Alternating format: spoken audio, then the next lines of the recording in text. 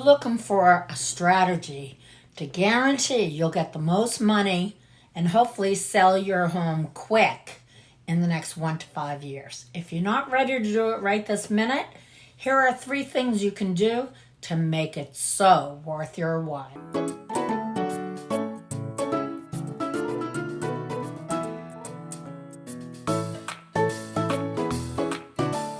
Overall, number 1, move in ready is still the number 1 strategy. Prepare your house for maximum return when you decide to sell. For instance, right now, get a HELOC loan and start doing the little renovations that are going to make your house a 2023, 2024, 2025 current home. Make it so the buyers want to grab their luggage and move in and buy new furniture. Make it easy for them and you'll get top dollar. The shrubs will take, the grass will be great. Do those little touch-ups, especially in the front for curb appeal. The kitchen now. Do it now so that you can enjoy it a little bit before you sell it and get maximum money back.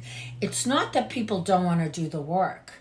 It's that people don't want to do the work and the expense. So consult with a trendsetter. Consult with multiple kitchen showrooms. Look online. Take out a home equity line and think about these things. A drawer microwave. When you redo your kitchen, can you just pull out a drawer and put your cup of coffee in there and heat it up? Or do you have to reach overhead? Your buyer could be over 55, and guess what? They don't want to grab hot soup and bring it towards their face. This is a safety feature too. How about washer dryer in the unit? How about a split stove so that you can pull the oven and get a little oven and put in 6 muffin tins. Close it up, make muffins. You don't have to heat the whole entire thing. We're thinking energy saving. Look at all the crazy things going on with the weather and the difficulty with expensive energy. Let's make your house very current. How about a couple of other things? Recessed lighting. If you have recessed lighting throughout, you have a choice. You can do a nice lamp so you can read, but the entire house can be bathed in light, or at least the first floor. Floors. Wood floors preferred. If you have an old house with wood floors, rip up that carpet, get those floors refinished. They will be beautiful. It's a huge selling point and it's a cleaner house.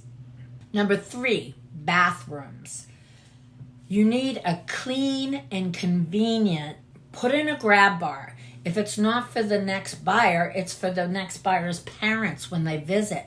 Make it easy to get in and out of the shower. It's also a great safety feature. Make sure there's a tub in the house. If you have 3 kids and they're under 5 years old, well, guess what? You need to bathe them in the tub. Small children are generally afraid of showers. Yeah. It's not pleasant when you're 4 feet tall and you'd rather play with your ducks and boats in the tub. Keep that in mind. All these things young buyers think of when it's a young family and they just can't buy a house with showers everywhere in no time. Make sure you install a comfort height toilet. They're about 17 inches tall, easier for elderly to get off and on, and even you, if you're young, easy to get off and on. Over the years, we've all grown taller over the last century or since toilets were invented. And the last thing, make sure there is bathroom storage. There's so many ways to do it now. IKEA has great wall-hugging cabinetry, and it's a huge selling point. There has to be somewhere to put all the towels and the toiletries. And in old homes, that can be a big issue. But you can modernize the bathroom with great storage. These improvements are necessary to get a happy buyer and will push your home to the top of the buyer's checklist. Be ready to reap the benefits of your equity from owning a home all these years, and you get to enjoy it. Thanks for watching.